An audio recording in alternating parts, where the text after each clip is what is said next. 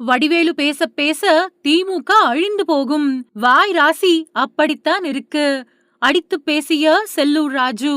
வடிவேலு பேச பேச திமுக அழிஞ்சு போகும் அப்படின்னும், கமல்ஹாசனோட டார்ச் லைட்ட திமுக பிடுங்கிக்கிச்சு அப்படின்னும் அதிமுக முன்னாள் அமைச்சர் செல்லூர் ராஜு விமர்சனம் பண்ணிருக்காரு. விஜய் கூடான கூட்டணி பத்தி பதில் கொடுத்த அவரு, மக்கள் கூட்டணிய வச்சு வாக்கு அழிக்க மாட்டாங்க அப்படின்னு சொல்லிருக்காரு. மதுரையில செய்தியாளர்கள் கிட்ட பேசின அவரு, மத்திய அரசு எரிபொருள் சேமிக்காததுதான் சிலிண்டர் தட்டுப்பாட்டுக்கு காரணம் அப்படின்னு எதிர்க்கட்சிகள் சொல்றாங்க. சிலிண்டர் தட்டுப்பாடு நிச்சயமா இருக்காது. செயற்கையான முறையில பதுக்குனாங்க அப்படின்னா அவங்களுடைய லைசன்ஸ் ரத்து செய்யப்படும் அப்படின்னு மத்திய அமைச்சர் சொல்லியிருக்காரு. பிரதமர் மோடிஜி தமிழகத்துல சிலிண்டரால பாதிப்பு வரக்கூடாது அப்படிங்கிறது தான் அவரோட எண்ணம். இதுவரைக்கும் பாதிக்கல. தேசிய ஜனநாயக கூட்டணியில கட்சிகளோட சார்புல தமிழகத்துல இருக்கக்கூடிய எல்லா வருவாய் மாவட்டங்கள்லயும் திமுக அரசை கண்டிச்சு போராட்டம் அறிவிச்சிருக்காங்க. மதுரையில நடக்கக்கூடிய போராட்டத்துல பாஜக மாநில தலைவர் நயினார் நாகேந்திரன் கலந்துக்கிறாரு. ஏன்னா தமிழகத்துல போதை கலாச்சாரம் அதிகமாயிடுச்சு. பெண்கள் பாதுகாப்பு கேள்விக்குறியாயிடுச்சு. எடப்பாடி பழனிசாமி தான் அடுத்த முதலமைச்சர். சுக்கிரன் திசை எப்படி இருக்குது அப்படிங்கறத பாருங்க. டார்ச் லைட்ட திமுக பிடுங்கிக்கிச்சு. கமல்ஹாசன் தன்னோட சமூக வலைதளத்துல கொதிச்சு எழுந்திருக்காரு. என்ன சமூக நீதி?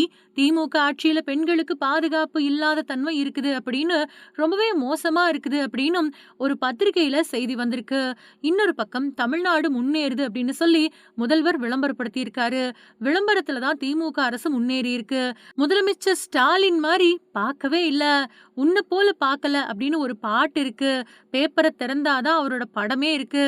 இதுல எங்க மக்களை காக்க போறாங்க?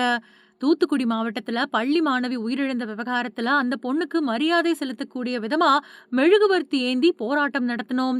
சட்டம் ஒழுங்கு ரொம்பவே மோசமா இருக்கு. கமல்ஹாசன் இவ்வளவு பொறுமையா இருந்துகிட்டு இருக்காரு பாருங்க. திமுக ஆட்சி அமைஞ்ச உடனேயே ஒரு சொட்டு மது கூட இருக்காது அப்படின்னு கனிமொழி சொன்னாங்க. ஆனா அவங்களோட நாடாளுமன்ற தொகுதியில தான் இப்போ இறந்த பெண்ணோட குடும்பத்தை நேரில பார்க்க போனப்போ, ஆறுதல் தெரிவிக்க போனப்போ துரத்தி விடப்பட்டாங்க. ஏன் போதை ஆசாமிகளை பிடிக்க மாட்டாங்களா அப்படிங்கறது ஒரு டவுட்டா இருக்கு. திமுக ஆட்சி தொடர்ந்தா ஆண்டவனால கூட தமிழக மக்களை காப்பாத்த முடியாது.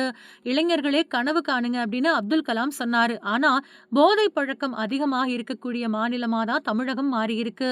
என்டிஏ கூட்டணியில விஜய் வந்தா கூட்டணி வலுப்பெறுமா அப்படின்னு கேக்குறாங்க. மக்கள் கூட்டணியை வச்சு வாக்களிக்கிறவங்க கிடையாது. ஒரு ஆட்சியோட நன்மை தீமைகளை ஆராய்ச்சி செய்வாங்க. நான் நல்லது செஞ்சாதான் மக்கள் எனக்கு ஓட்டு போடுவாங்க, இல்லனா செல்லூர் ராஜு கிளம்பிப்போ அப்படின்னு சொல்லிடுவாங்க. மக்களுக்கு அரசாங்கம் நல்லது செஞ்சிருந்தா இவ்வளவு விளம்பரம் தேவையில்ல. முன்னாடி உடை வெண்மையா வேண்டுமா, பளிச்சுன்னு வேண்டுமா, ஏரியல் பயன்படுத்துங்க அப்படின்னு டிவியில விளம்பரம் பண்ணாங்க. இப்ப எதை எடுத்தாலும் முதலமைச்சர் விளம்பரமா தான் இருக்கு. திமுகவை அழிக்கணும் அப்படின்னு நினைக்கிறவங்க இருக்கிற இடம் தெரியாம போயிடுவாங்க அப்படின்னு நடிகர் வடிவேலு சொல்றாரு. வைகை புயல் வடிவேலு பேசட்டும். அவர் பேச பேச திமுக அழிஞ்சு போகும். 2011வது வருஷம் வடிவேலு புயலா கிளம்புனாரு. ஜெயந்திபுரத்துல பெரிய கூட்டம் நடந்துச்சு. நானே அவ்வளவுதான் அப்படின்னு நினைச்சேன். அப்புறம்தான் தெரிஞ்சது வைகை புயலோட ராசி அப்படி அப்படின்னு. வடிவேலுவுக்கு உள் மனசுல திமுக வரக்கூடாது அப்படிங்கிற எண்ணம் இருக்குன்னு சொல்லிருக்காரு.